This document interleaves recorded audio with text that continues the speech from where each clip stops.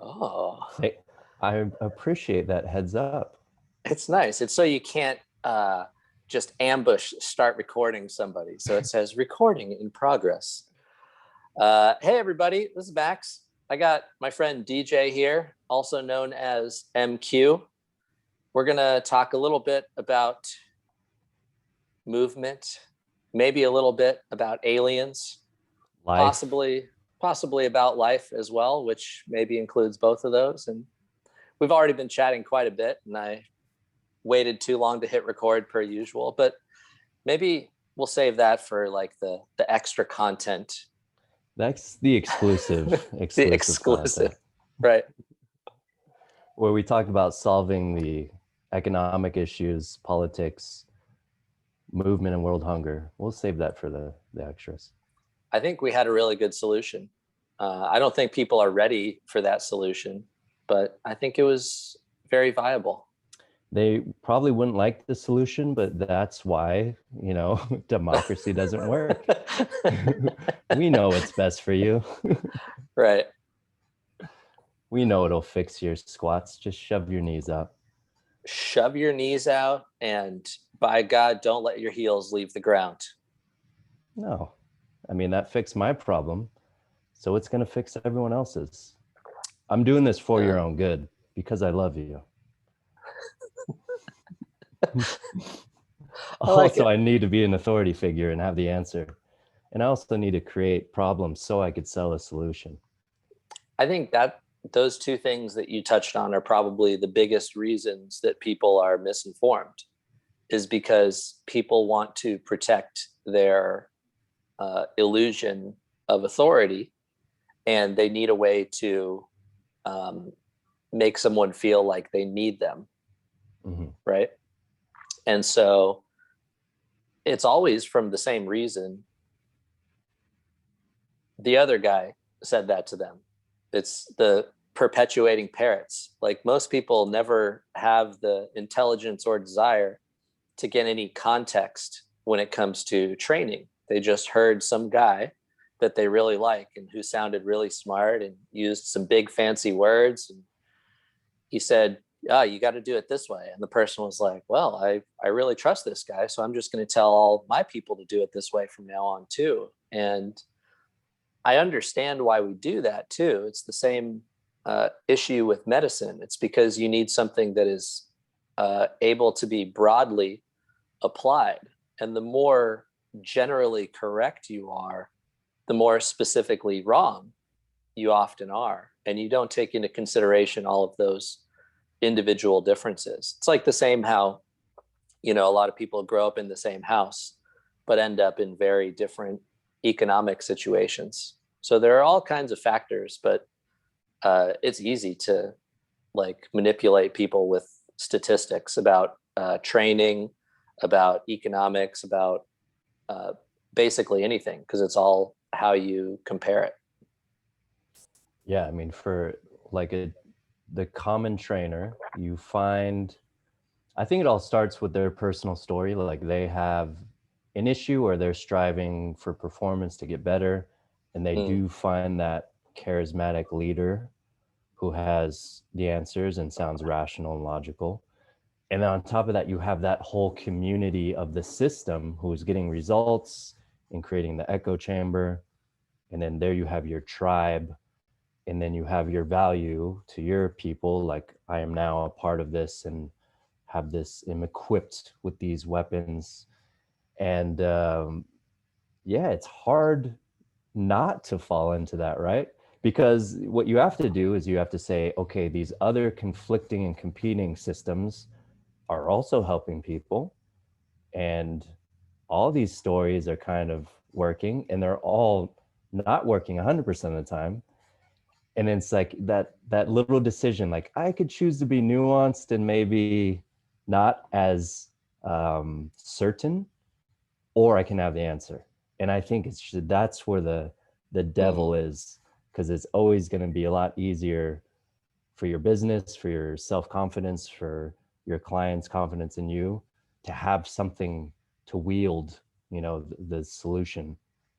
Totally. It's funny that you said weapon too, because it reminded me of why people join gangs also. Like literally because they want to feel like they're a part of something. And if someone says, hey, I'm, let's say, fat and I need some help with nutrition, what should I do? If someone says, oh, well, you just eat only meat from now on, they're like, that's like clear, it's straightforward, I can understand it. For the coach, it's easy to apply. But then you get a person like me who's like, I have no idea yet. Let's talk a little bit and and figure out what the situation is. It depends on so many factors. It depends on, Paul Chek talks about whether you're a polar type or an equatorial type. There are all these different ways that people respond to different foods in a very unique variety of ways. Like, for example, just for myself, like I can eat a loaf of sourdough bread and then go for a run. But if I eat like 2 pieces of junk like cake, I feel like I need to take a nap until tomorrow. So is it like, oh, I can't handle carbs, I can't handle wheat? Like, the reality is nutrition is a great example because it has a lot more to do with psychology than anything else. Most people can adapt to eat a huge variety of foods and would be well served to do so. But the key is to see, when is a person eating? Why are they eating? Are they actually waiting until they're hungry, or are they just going through a pattern of anxiousness, self-soothe, anxiousness, self-soothe? Because the reason people get very obese, I mean, we're one of the fattest countries on the planet. And a lot of people in, I won't call us a healthy economy, but we're rich, relatively speaking. They mostly kill themselves with overeating above every other cause by far. So it's more about the psychology of, well, why do you just keep overeating and under moving? Because even if you're moving kind of a lot, you're not going to outrun food. Like, it's impossible. I can eat a whole bag of chocolate chips before you can run around the block. Like, there's just no way to use exercise to adjust your energy balance. Would require, lots of running around mini blocks. Actually, one chocolate chip, I know this, it takes about 88 steps. Okay. So that's just like, I feel like that's not that much, that many steps. It's not too many. Chocolate chip cookie, 250, 300 calories? It depends on the chocolate chip, man. We're thinking Chips Ahoy. No, we're thinking grandma's cookies. I'm saying literally one chocolate chip is 88 steps. I was thinking a chocolate chip cookie. Oh, okay. No. A chocolate chip cookie, like, you probably need to like run for 20 minutes or something. Yeah, it's like, that's really. what I was thinking. I always feel silly when I'm on one of those bikes where it shows you 2 numbers. It shows you how many calories you're burning, and it shows you how many watts you're producing. And when you realize that you would have to like suffer on this thing for an hour just to eat a cupcake, and you wouldn't even be able to generate the wattage required to run the blender or the mixer to make that cupcake, it's just kind of hilarious how efficient we are at taking in energy and how efficient we are at like putting it out. It just doesn't require that much energy to do kind of a lot of work. So you're never gonna outwork the consumption. Which is a great thing evolutionarily, but now it's not a good thing in this context, right? Like, it makes perfect sense why people are overweight and overeating when there's an abundance of calories around them. And I mean, we evolved to expend the least amount of energy as possible, and now we don't have to. So yeah, like you said, psychologically, that's interesting. Like, how do you trick yourself into doing something that's really unnatural, which is not eating food that's available and exercising when you don't have to? So I always teach people the law of least action, which is just to a nice, concise way of saying what you just said. We will always try to do whatever takes the least amount of effort, unless we have a really compelling reason. And people who are active and busy and doing things that interest them, like when I'm really interested in something, I'll be building stuff in the garage for, hours and hours and hours. I won't really keep track of time. And I also won't really get hungry either. So if you don't give yourself the opportunities to entertain yourself with food rather than, eating because you're actually feeling hunger. And part of that also goes into learning what hunger actually feels like. Because the average person does not understand real hunger, because we're breakfast is the most important meal of the day. And just from my own experience and the experience of a lot of people that I've worked with, it's like the worst thing I can do is eat a big breakfast. In my case, if I don't get some movement done and some like professional work done before I eat, it's like it's going to reduce my output probably by 50% on both of those. Yeah. I mean, like you don't need to eat all that much. And then if you take it a step further into like longevity, we don't care about the quality of life as long as we get a really high score. So we want to get the biggest number possible. But what we do know about getting a big number is you have to eat a little bit less than you need. Like that is the most universally true thing about living a long time. If you take a sample of a bunch of 90-year-olds, there's probably going to be some percentage of them who are smoking cigarettes and cigars and whatever. None of those people are going to be obese. Like you won't get that old if you are very big. And I don't mean just fat also. You're also not going to get an offensive lineman in the NFL living to 90 years old. Mm-hmm. It's just you've got too much bulk on too small of a frame. It has its cost. Tiny heart pumping away. Yeah, exactly. So we know for sure that overeating is the biggest killer by far, because pretty much every disease that hits people the hardest is derivative of overeating and undermoving. Full stop. And it's so funny, like people are afraid of like terrorists, but like people should really be afraid of Snickers bars and Mountain Dew in terms of like how many people are actually killed by those things. They should be afraid of boredom and eating. Yeah. No, not afraid of boredom, because boredom is really good. That's when you get like a spark of innovation. That's when you have time to think about things. And that's when you have a time to exercise your third eye a little bit. I guess I would rephrase that to the avoidance of boredom through eating. Right. So people self-soothe in a variety of ways. We have our digital heroin now, which, you pick your flavor. Is it Instagram? Is it YouTube? Is it Facebook? I prefer animal videos on YouTube. That gets you the dopamine drips right there. Well, I feel like I'm learning something. I feel like I'm learning something also. No, not like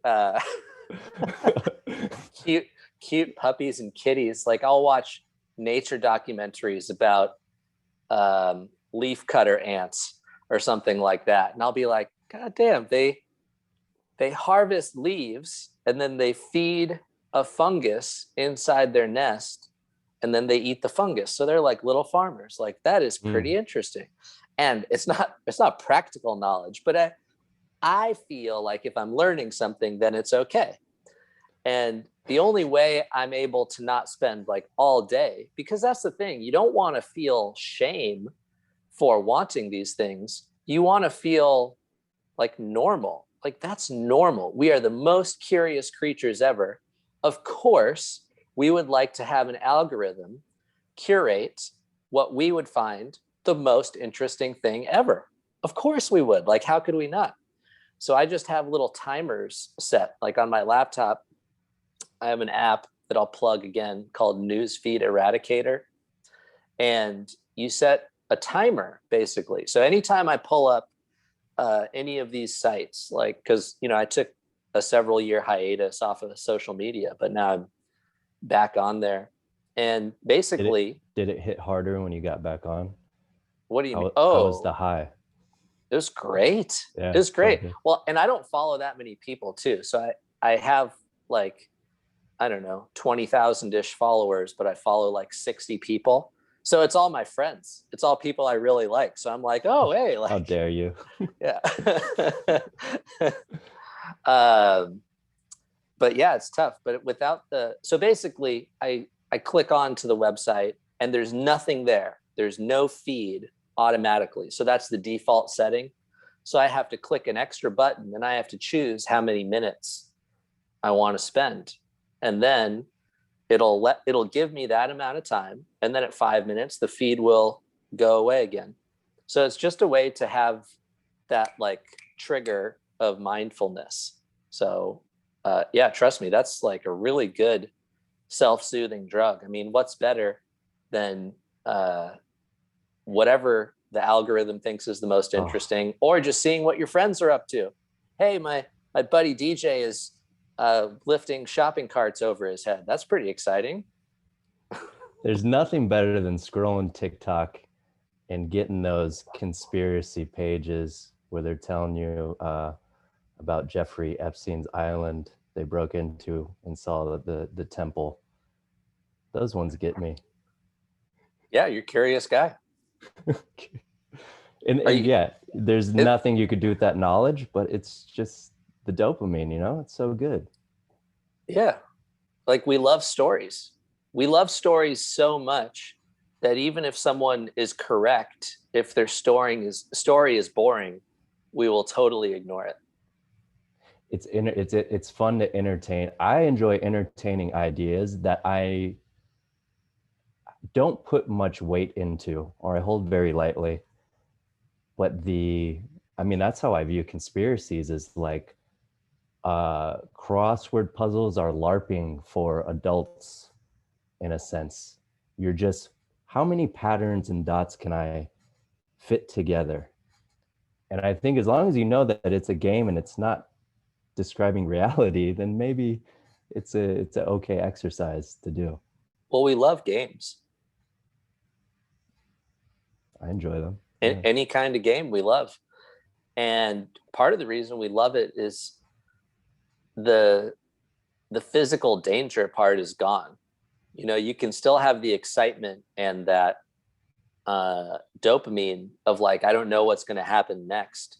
Like, gamblers talk about the feeling when the dice are in the air. Like, that's the moment, that moment of like tension. And then, you know, up or down, you don't know. That's what kind of makes it exciting. And so we're living in this meta reality where, you know, money and language by definition are human conspiracies also.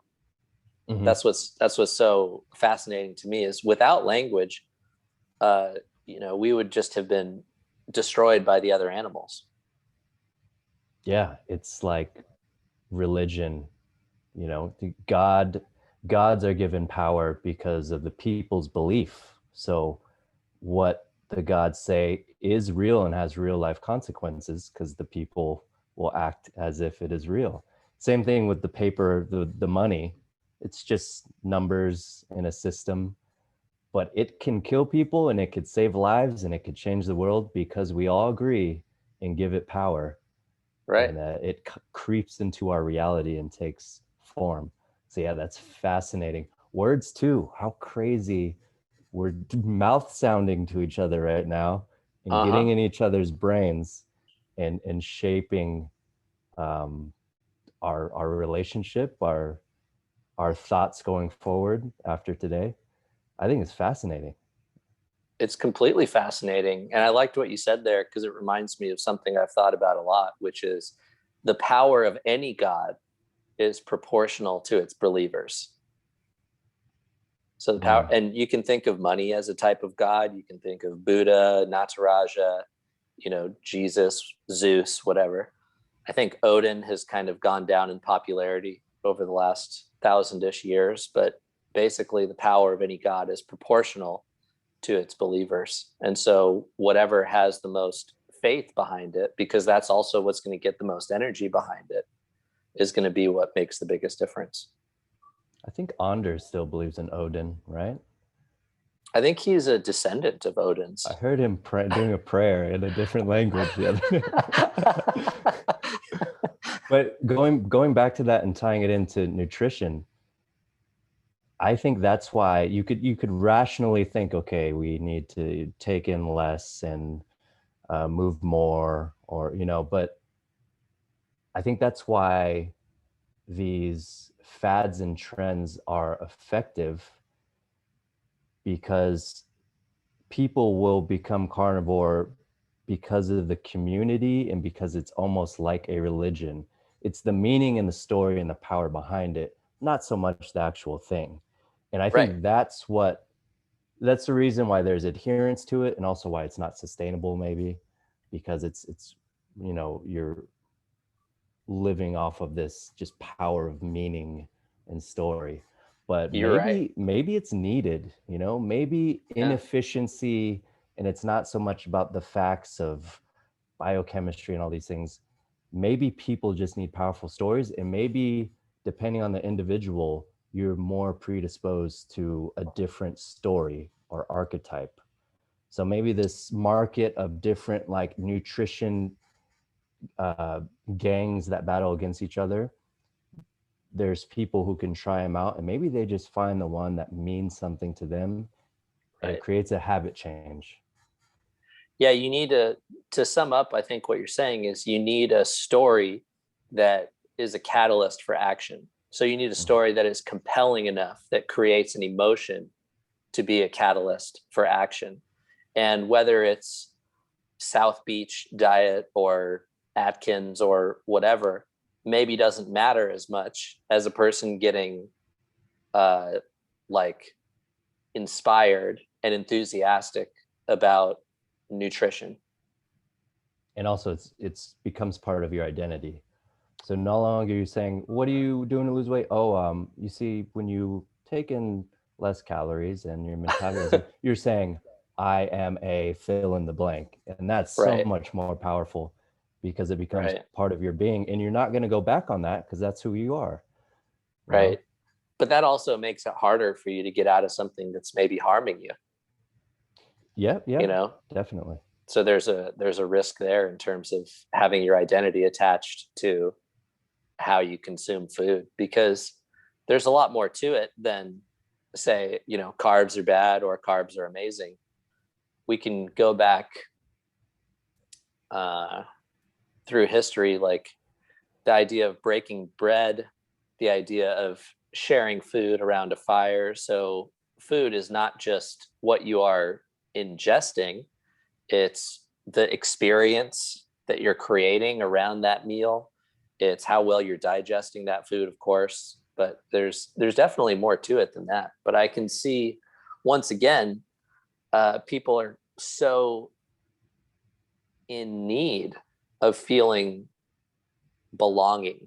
They want to feel like they belong to something, just like being in a gang. You want to feel like you're part of something. And if you're part of, the Olympic lifter crew, you're going to like laugh at all of the people doing something else. And if you're part of the kettlebell crew, you're going to laugh at all. Oh, look at them, just dumbbells. That is like so 2005. Like, what are you doing?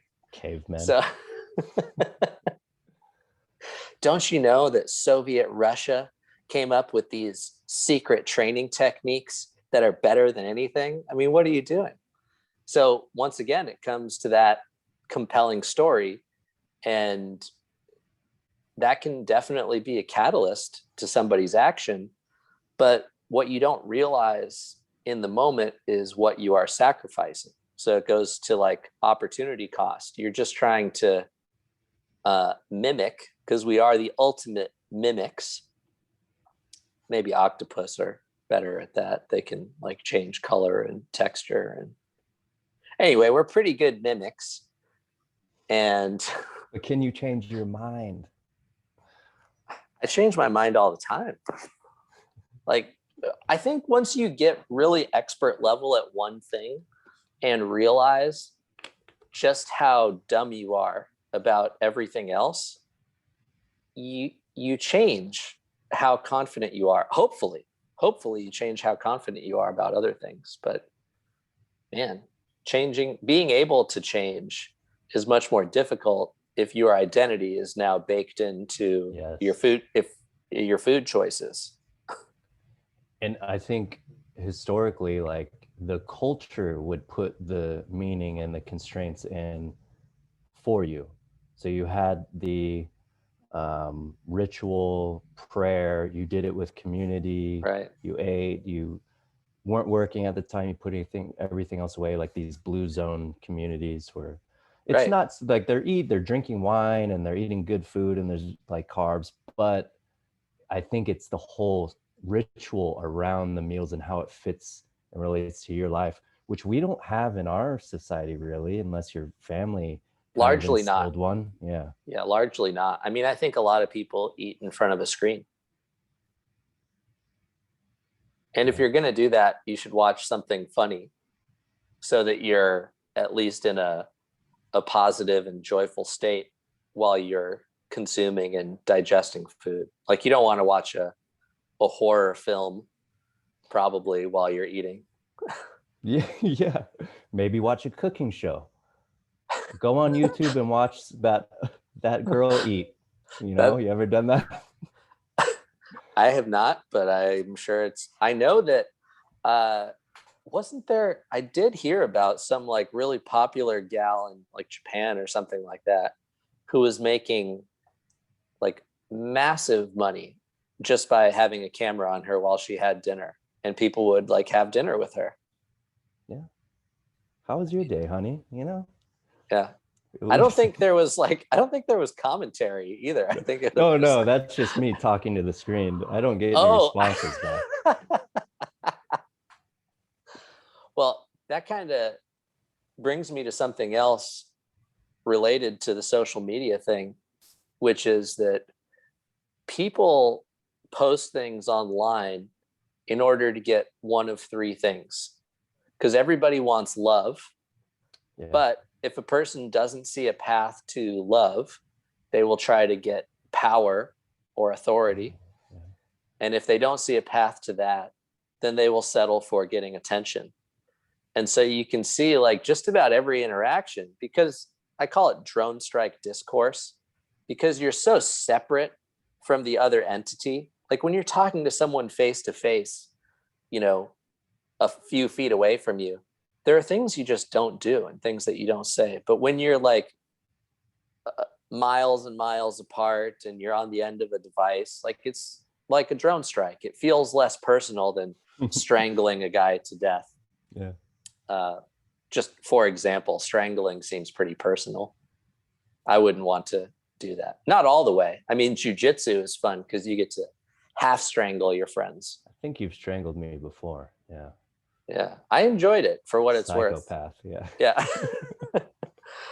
But basically, people are trying to get love, power, or attention. And if they don't see a clear path to love, then they'll try to get power. And if they don't see a clear path to power, they'll just settle for attention. Because the worst thing for the most social creature ever is to have no feedback whatsoever. That's interesting. So it's like, at first you want love, and then everybody wants to be like, loved. Love me, and if you can't get that, it's like, okay, then need me because I have something you need. And then it's just like, see me, and that's where you just say something inflammatory so you get a response. Right. Yeah, it's really hard. I think there's a fourth one, which is like, I'm going to use social media as a self-development tool because I'm afraid to be vulnerable or show myself or present. So I'm just going to make it a point to put it out there, and then you're scared, and then maybe maybe someone connects to you or you get a response. You're still looking for love. Yeah, that's still the goodies. Yeah. You're still looking for it. Where it said, this was a while ago, but like 60 likes, I forget what they measured, if it was some sort of neurotransmitter release. Jesus. 60 likes equals one physical hug. No chance. Depending on some metrics they measured, which I'm not sure what it was. Yeah, no way. Well, because that's relative, right? Well, and that's probably diminishing returns after a while. Yeah, that would have to be like the least scientific comparison I can even imagine. Because what are you going to do? Like rig up their brain and see what their brain waves look like? They stuck an electrode in their brain, right? And then hug them with their brain exposed, I guess. But I mean, I don't like that, because there's been hugs I've had where I'm like, pat, bye. And then there's been hugs where you're leaving someone you care about. And so on that individual level, it's different. But maybe totally. For someone, there's people who are so isolated who better than nothing. It's better than nothing. I think there's elderly people who their online community maybe saved their life. And maybe 100% agree more with than you. Anyone else. Yeah. I 100% agree with you. And I think the idea of being able to connect with people who are interested in the same stuff that you're interested in outside of your geographic area, like let's say, I like feet, but I don't really like feet. But for the people who really like it, you can find someone through the internet who likes them just as much as you do. I like them more in terms of like an athletic orthopedic curiosity thing, because that's where you can often make some of the biggest changes I've ever seen in the way a person moves have just been getting their feet a little bit stronger. Okay, I thought this was going in a different direction, but that's what I'm saying is like I like them more in a athletic performance way. Some people, I don't know if you know this, some people are really into feet as a sexual thing. Well, I'm sorry, but it would weird me out if you weren't attracted to feet in some sort of way. Like if I just didn't like them at all, if they creeped me out. I'm pretty sure at one point that was the biggest fetish. And I think if there's a fetish that's over the 70, biggest, I heard this, I believe Pornhub statistics, but if it's over 70-80%, it shouldn't be a fetish. It should just be like, wow, people are attracted to the body and its various parts. That's but funny. It can get weird. It can get weird. That was going to be my question else. Is like, what percentage qualifies as a fetish? Right.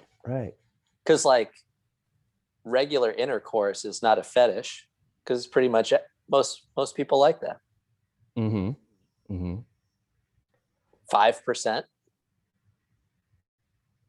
That 5%, I think that's low. No. Like, is 5% like the fetish line? Maybe 20. Yeah, I don't know. We switched gears pretty quick here, didn't we?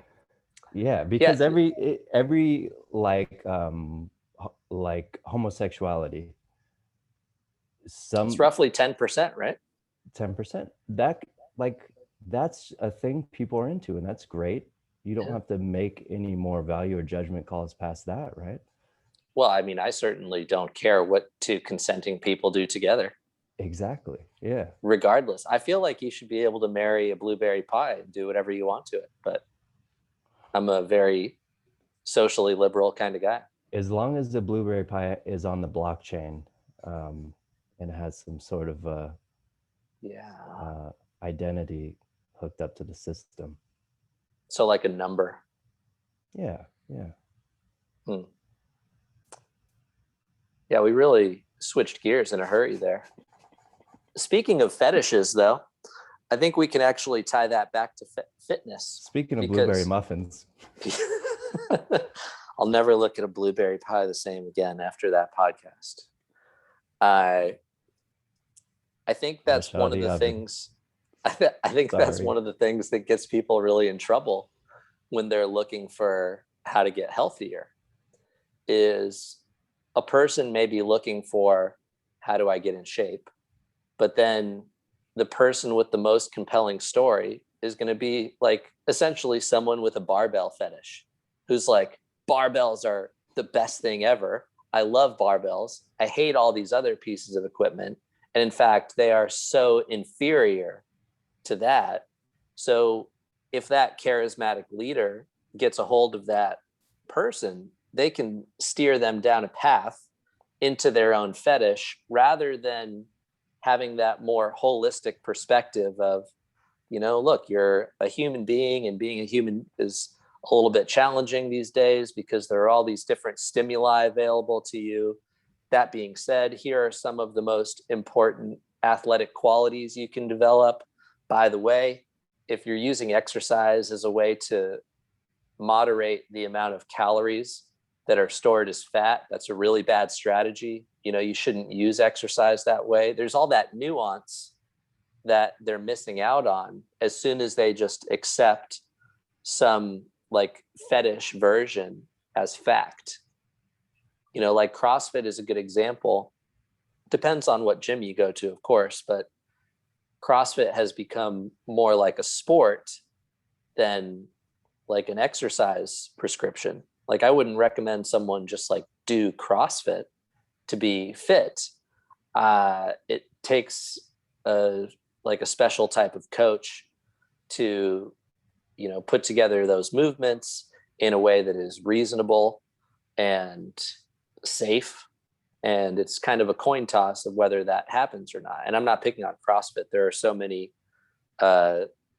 things that fall into that category of fitness as a fetish instead of fitness as an exercise prescription. Yeah, that's like, I feel like we're in the minorities if we think about it like that.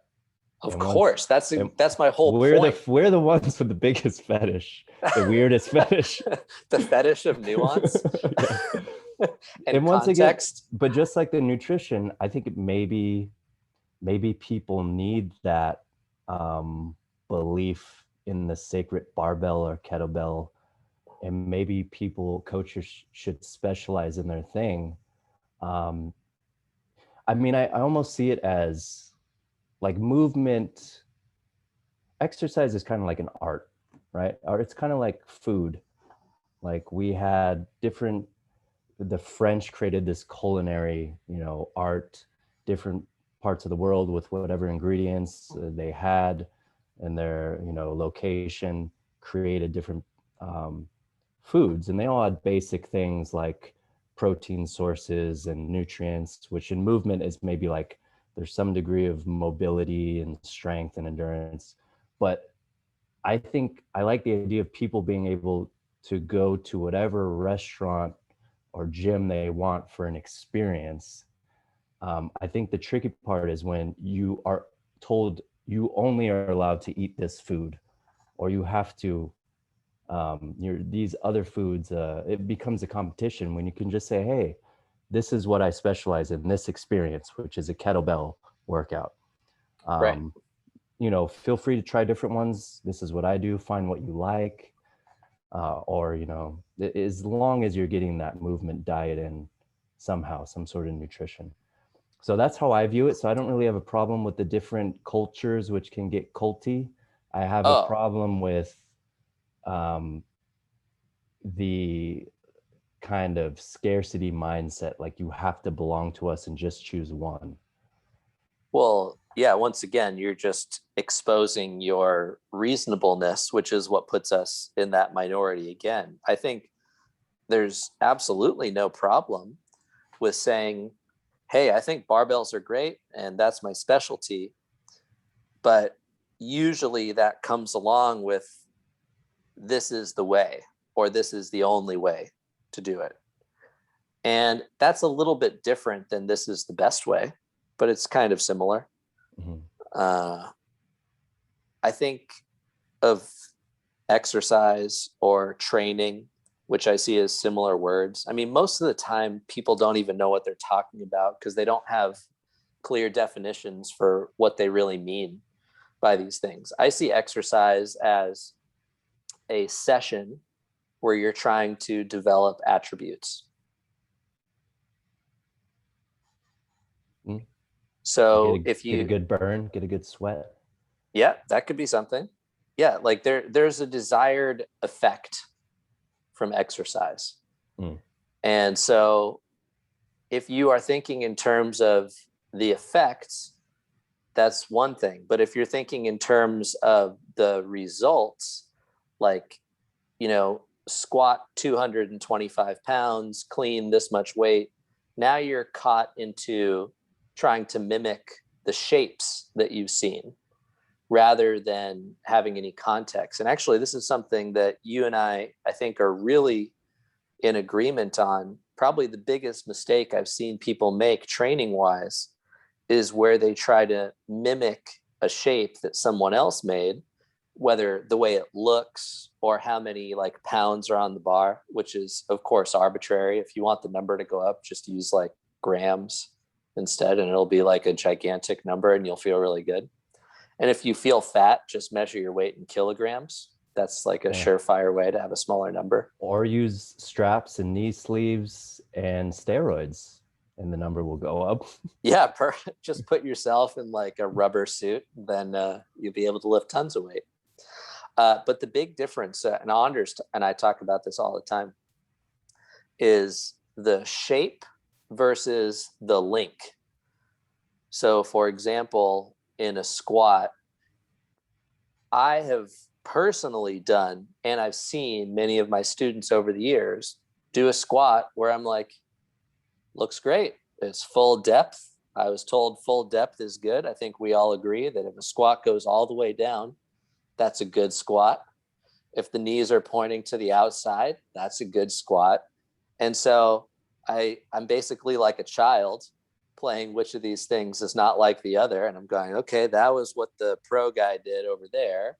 And my guy's doing this. It looks the same. Okay, that checks out. Meanwhile, you can't know whether that person is even feeling that exercise in their legs very well. Like they might actually, and myself included, I was able to do weighted pull-ups with over 100 pounds without feeling my lats. Yeah, we've all been there.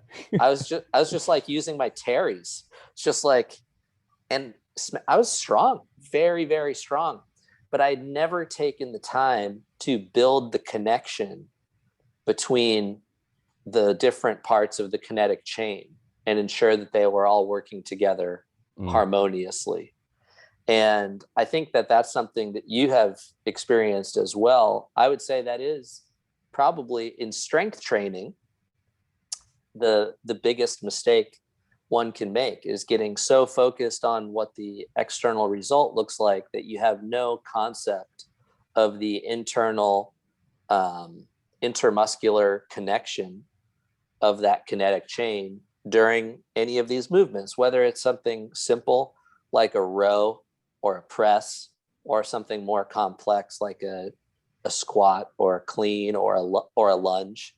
I mean, it's so easy for something to look perfect. Like you could take an expert with 40 years of training experience, show them a person doing a lunge, and they would be like, yeah, that looks good. And that person doing the lunge could maybe only be feeling their knees and their lower back while they do it and not really be connecting through their legs, that kinetic chain at all. Yeah, I like how you put that, the link versus the shape. The link versus the shape. And I see that that's still a big thing in the like biomechanics, exercise science community is sensation does not matter. Like they say that a lot. Like you cannot go off subjective sensation because it's not measurable. And I'm like, it's so important.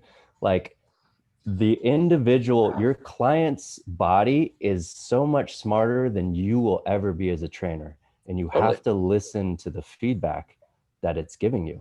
And I've personally, like my squatting the past few years, the same squat, I've been able to change the sensation, the tension from being like quad dominant to more like posterior chain dominant. Like the whole experience of the movement is worlds apart different, and it's structurally manifesting, like there's changes. But if you were just to look on the outside, it's, it looks the same if you're just going off the position. So yeah, trusting the feedback from a client, which would my biggest change from being a novice, immature trainer was I have the answers. I'm going to tell you what to do. Listen to me. And now most of what I do is listen to what they have to tell me. It's like a skill of listening and then adapting to the information they give me. And that, you know, that was hard to do for me. But yeah, I guess the reason that is difficult is because it's hard to teach and systemize for masses, because you almost have to say knees out, make this shape, make this position, if you're telling it to a group of 100 people, right? It goes back to, it's a lot easier to say to someone, just don't eat carbs, Right. than to take the time to give them that nuance. And because the messages that are being sent are getting shorter and shorter and shorter, it's kind of just turning into we rock, they suck, basically. No carbs, all carbs, you know. And so the shorter it gets, the more of that nuance that you miss out on. But with regard to the shape versus the link, I think it's, number one, it's very valuable to what you said, just constantly be asking them to explore the sensation that they get from an exercise. Because it doesn't matter if you do a quarter squat or a half squat or a full squat. It matters if they are connected through their chain and if it elicited the effect that we're going for. Like, it doesn't matter what it looked like at all.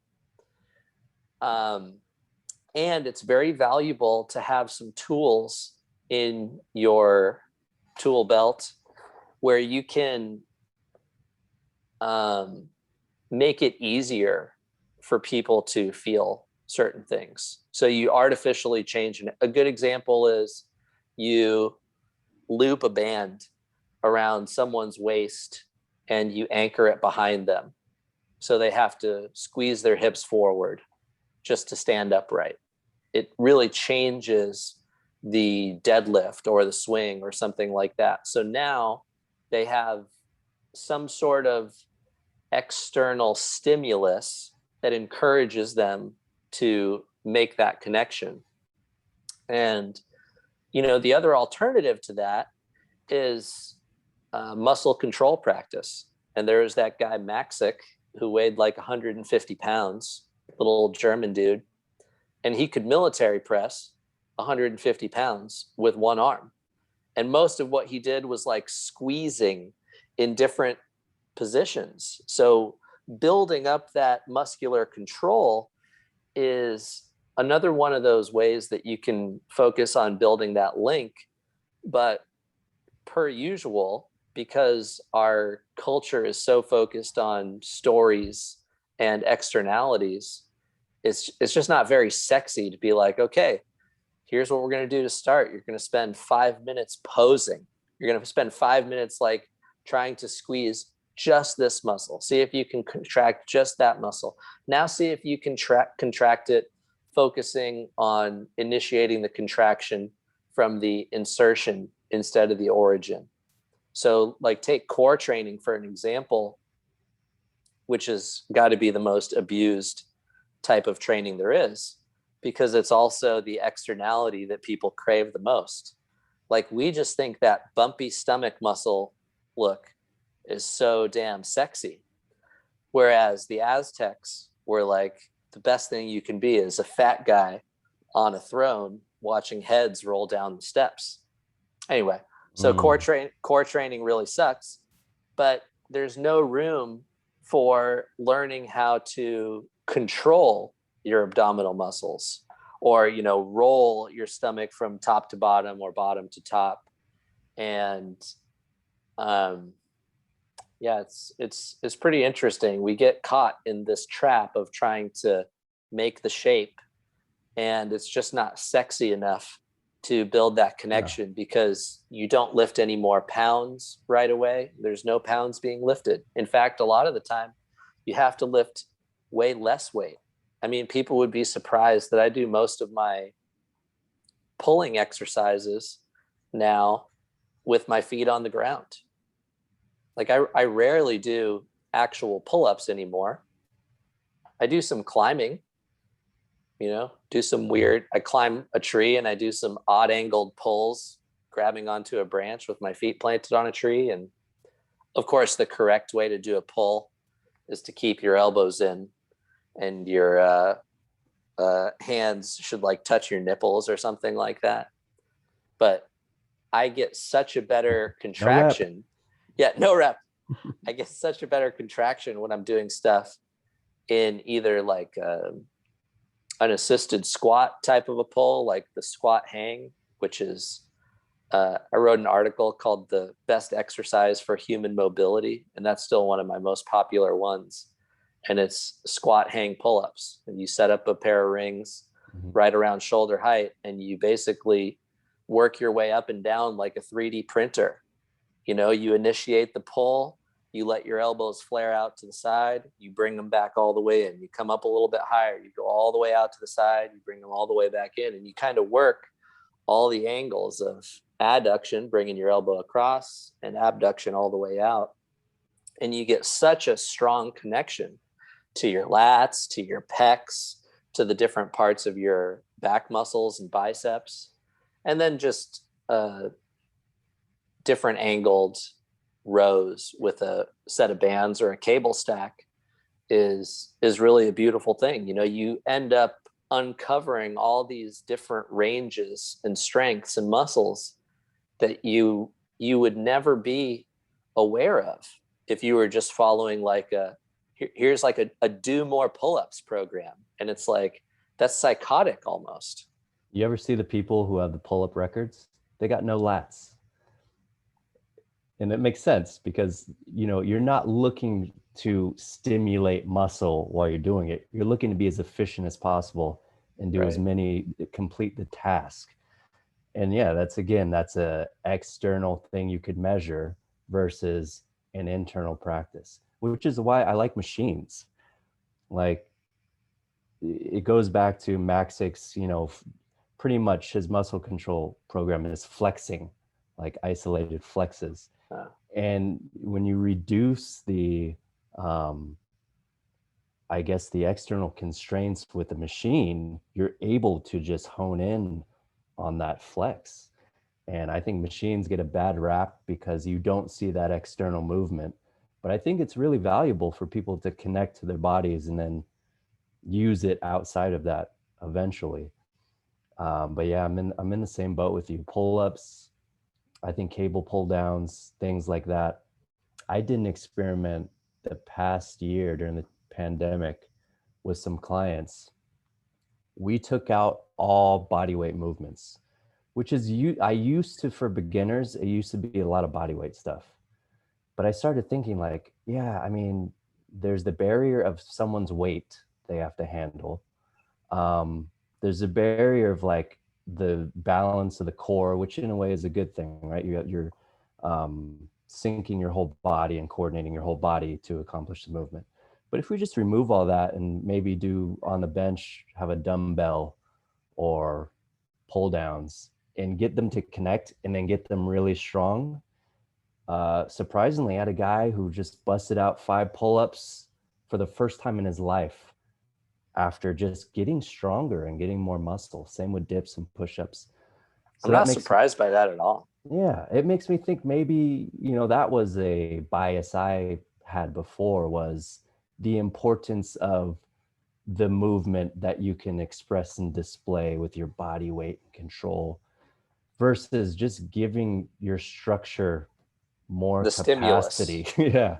The stimulus it needs. Like, your body doesn't really know the difference if it's pulling against gravity or a cable stack that is, I mean, it's all gravity, right?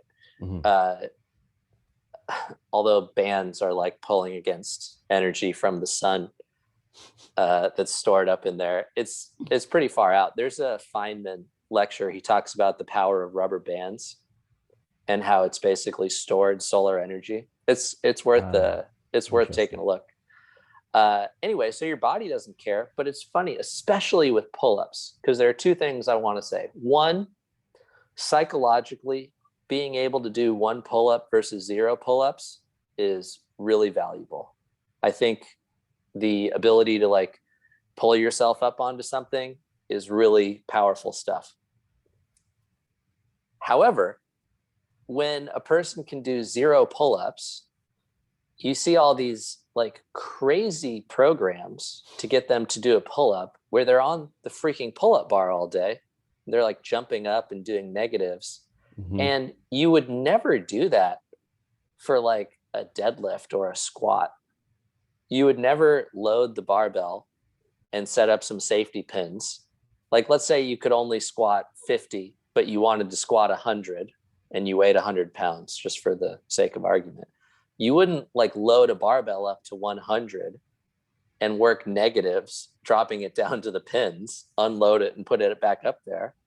And make that, maybe you would do that once or twice, but you wouldn't make that like the exercise that got you to be able to do that pull up. And the chance that you're going to have good intermuscular coordination and neuromuscular connection as you do that is going to drop off dramatically, because you're going to use everything you can. Your body's going to be like, we can't do this, but we'll see if we can get some neck muscles involved to try to take on this load, because it's just an impossibility. So you have a lot more freedom. I mean, look at dancers. I'll kind of switch gears for a minute here, because, you know, force is mass times acceleration. And one of the biggest turning points in my career was just noticing how all of these like alleged exercise experts moved, and they could lift weights, but their overall ability to move around in space was like, I thought, really pathetic. And the more I thought about it, I'm like, my clients don't want this. I don't want this. Like, who wants what they are selling?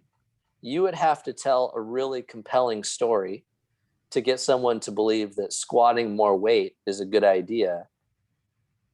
And the cost is like being able to jump really high off of one leg. So it kind of brings me back to dancing and things like that, where you are generating crazy amounts of force.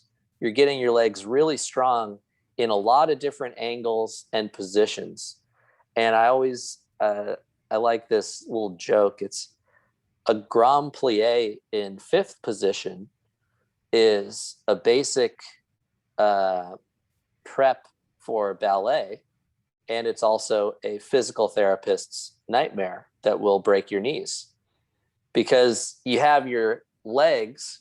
So both your feet are turned out like 30 to 45 degrees, and you go heel to toe, and then you squat down and let both heels come up. So both your knees are pointing out, and you're just on the balls of your feet. You've got one foot in front of the other. Feels great, by the way, as long as you keep that connection through the chain. But nearly all of the information about exercise says that's dangerous. You should never do that. And it just goes back to the concept of, we're really good mimics. We're parrots. So people just hear something from the guru and they say, oh yeah, I'm going to tell people that now. Yeah. And ironically, Arthur Saxon back in the day, the old physical culturists, that is how they squatted, in that plie position, lifting the heels. That's just normally what they went to, without anyone telling them the most efficient way to squat 500 pounds and compete in geared powerlifting. Yeah, we study what exercise science in academia, they study the sports, and the sports are arbitrary. So there are benefits, and they are getting measurements and improvements, but it's like you're limited by what you can test, and what you can test are these like cultural sports that people made up. So, I mean, we're constrained by that information in physical therapy and everything else, because that's the data we have. Well, and usually you try to make it, there are so many factors we could talk about. You know, by and large, people try to do what is the least risky. Like, I remember giving a talk at the San Diego Shoulder Conference, and I was teaching, but then I also like listened to these other lectures. And like one of the biggest problems was after shoulder surgery, whether it's a replacement or repair, is the rehabilitation. Because one of the things they talked about was the liability. Because if someone re-injures within like a certain window, it's basically the surgeon's fault. But if they have like years of pain afterward, it's like the person's fault. So the recommendation is hyper conservative, meaning they just like sling it up, tighten it up big time. Don't let the thing move, because the chance of re-injury is extremely low. Now, the chance of having long-term problems after that is, of course, higher. But a lot of the way we do Western medicine is based on liability. A lot of the way we do scientific experiments, it is it's mostly people looking for a result that they wanted in the first place. So they go, okay, what's better, squats or leg presses? And there's still just not enough context there to really say, because for some people, doing some more leg presses would be good.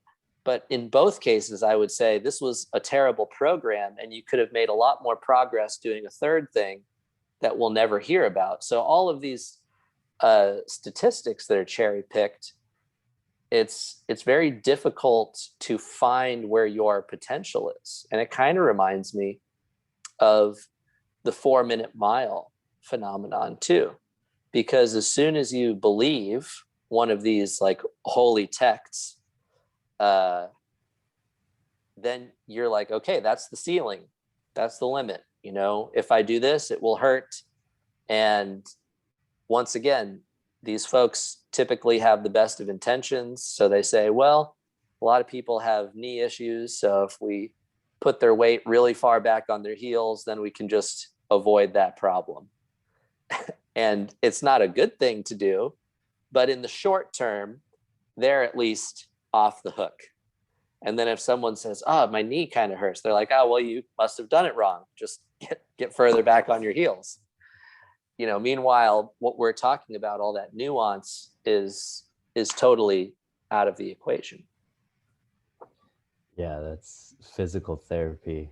When you said that, it made me think of the 80-year-old grandma is doing the same protocol as the 20-year-old athlete in the physical therapy office because of liability. It is the most conservative way. But in a sense, physical therapy, prehab, rehab is all the same thing on a different continuum of force and strength, right? But we put these lines in the middle of it. Who was it? Dave Tate or someone wrote this old like T Nation article about rehab for powerlifters. Like he was like, you have to be a strong person to do this. It was like, if it's a strain or tear in the muscle, he's like, get like high rep squats, leg presses. He's like, attack it, like get the most pump in that muscle as you can. And I'm like, it's the same thing for everyone, just maybe at a different level of intensity. Just put stimulus in there, never go to where there's pain, stay within your level of range of motion and go from there. But yeah, we have this weird, like, all right, we have to put this hat on and now we're thinking categorically, we're in rehab mode. Right. And you have insurance companies involved, and I'm sure you've seen plenty of times someone go, and I'm not picking on physical therapists because I could also pick on orthopedic surgeons too, who of course have the incentive to carve you open. That's why there are so few orthopedists. All they're allowed to do is say surgery or no surgery. It's just not a very good career choice. Hey, even if you get the wrong side of the limb, you'll see improvements. Thanks, right. Placebo. Yeah, thanks, placebo. Exactly. So I've had so many people come back to me where, they just believe their imaging is the gospel. It's like, so I have they said I have 20% arthritis and I have a 15% meniscus tear and I have a, inflammation over here, and I'm like, okay, yeah, great. So You're a human.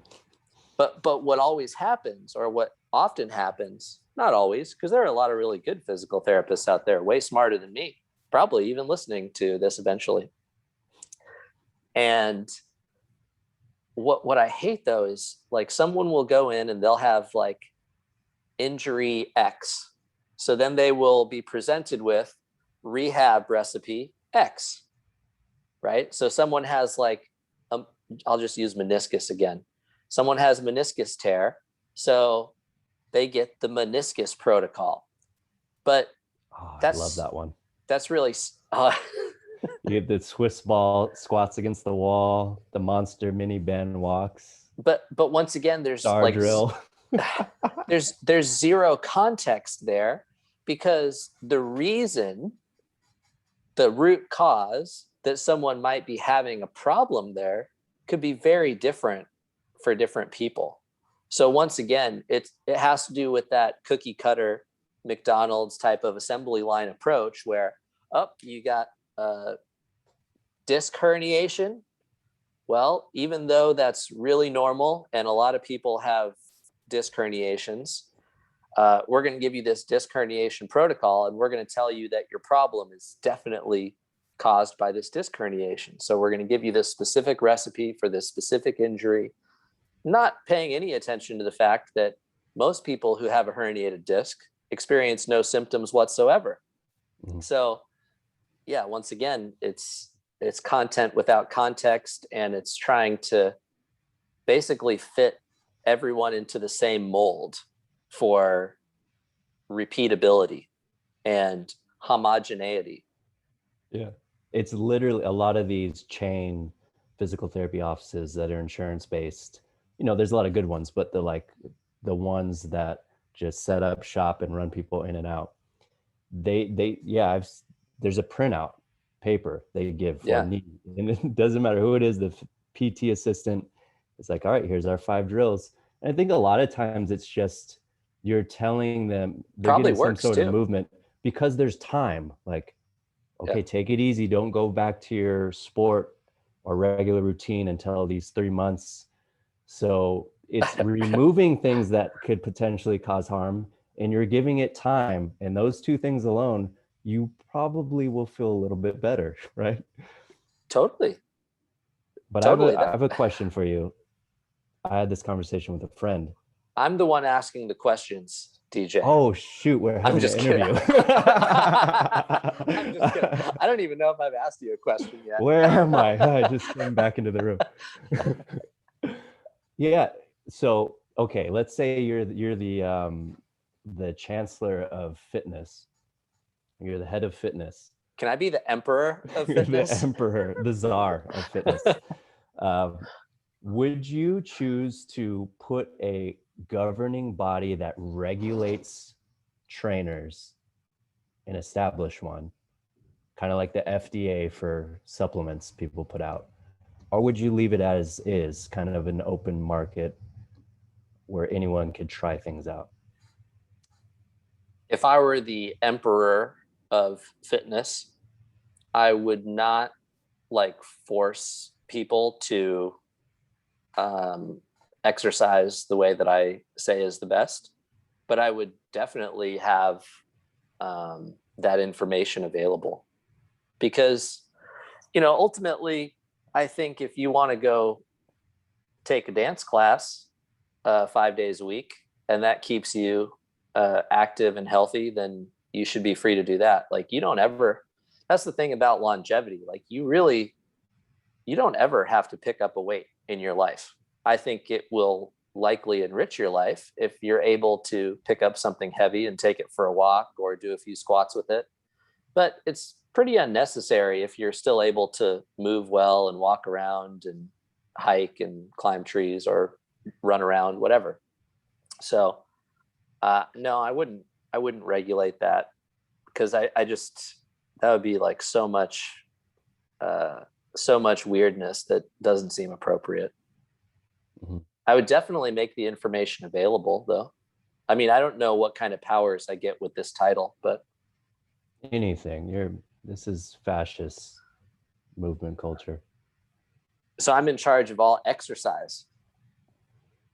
Yeah, I mean, I had a friend say that he would restrict claims that are not verified, such as this will fix your back, or Yeah. this will cure your X, Y, and Z.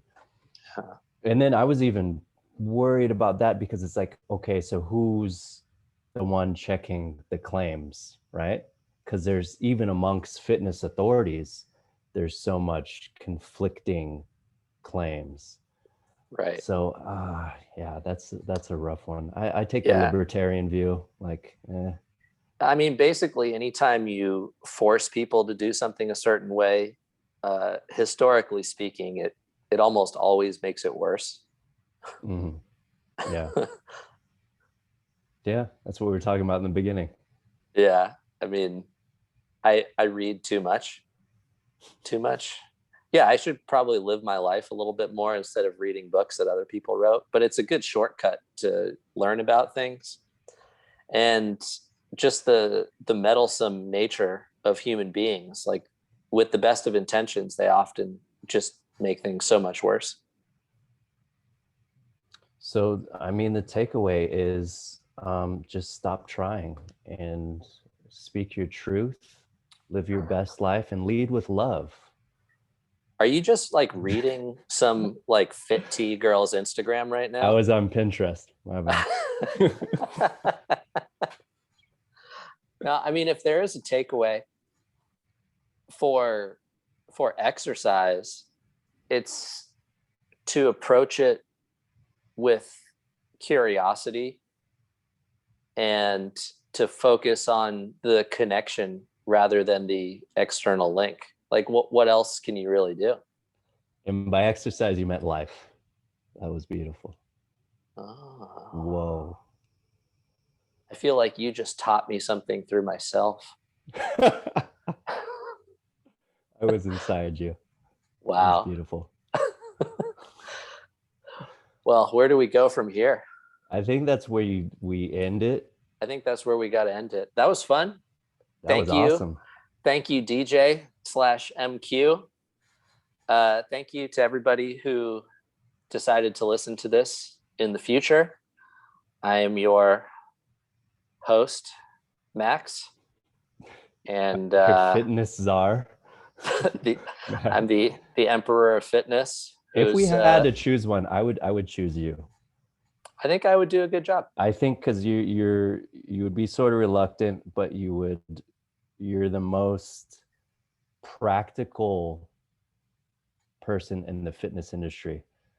Just very concise and practical, no BS. And that's why I love talking to you, man. Oh, well, I super appreciate that. Love you, brother. And I will hopefully see you soon. Peace.